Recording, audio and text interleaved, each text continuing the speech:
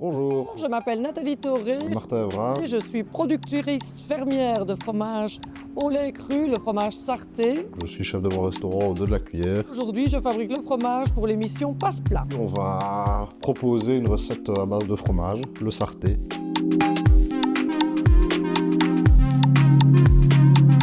Je vous présente le fromage sarté. Le fromage sarté est un fromage fermier au lait cru. Fromage fermier, ce qui veut dire que tout est fait à la ferme. Donc, nous avons nos vaches que nous trayons. Petite particularité du sarté, c'est que nous allons uniquement travailler le lait quand les vaches sont à l'extérieur et qu'elles broutent. La fabrication et l'affinage se fait à la ferme. La fabrication consiste en quoi? Donc, la traite du jour est traitée directement. Nous allons travailler dans un chaudron en cuivre, technique un peu des alpages. Le lait va être transformé, donc nous allons chauffer le caillé, ce qui fait sa dénomination pâte cuite. Ensuite, on va passer en moule et puis le fromage va s'affiner pendant minimum 6 mois.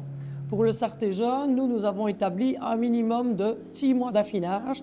Ensuite, on va sortir du vieux sarté, mais à ce moment-là, il y aura 11 mois d'affinage. Les soins dans la cave se déroulent par des frottements et des retournes de fromage. Je suis très fière d'habiter mon village de Sarlespa et d'ailleurs, vous connaissez le sarté, mais vous ne savez peut-être pas pourquoi on l'appelle le sarté. Le sarté, pourquoi? Parce qu'on est dans le village de Sarre et le lait étant utilisé uniquement en été, Sarre été, ça nous donne le sarté. Et bien voilà Martin, je te passe le plat.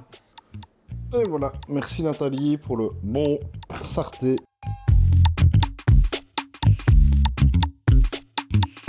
On travaille essentiellement les circuits courts, les produits locaux, etc.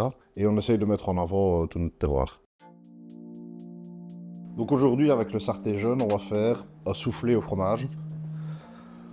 Donc on va prendre 200 g de fromage qu'on va râper. On va mettre notre crème à chauffer. Crème épaisse, il faut y aller. Les crèmes light à 20%, ça marche pas. Il faut de la crème à 40 avec un peu de poivre. Une pointe de sel. Pas trop parce que le fromage est salé. Ici, je vais verser le fromage dans la crème pour qu'il fonde bien.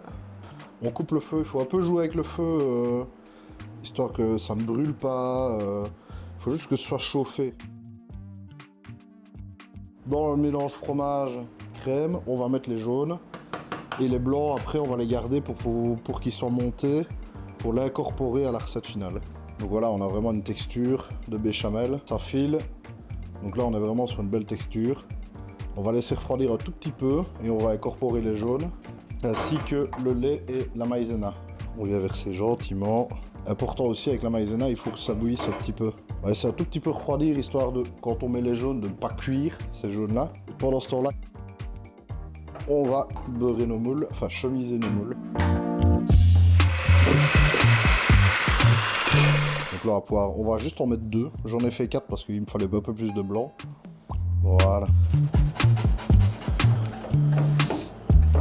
C'est bon, on va rebeurrer une dernière fois les moules. Le but, c'est quand on le remet au frigo, c'est vraiment que tout soit blanc, qu'il soit mat, qu'on ne voit pas à travers le pot. Là, on sait que c'est bien beurré et que c'est bien chemisé et que le moule, que le soufflé, il va bien monter.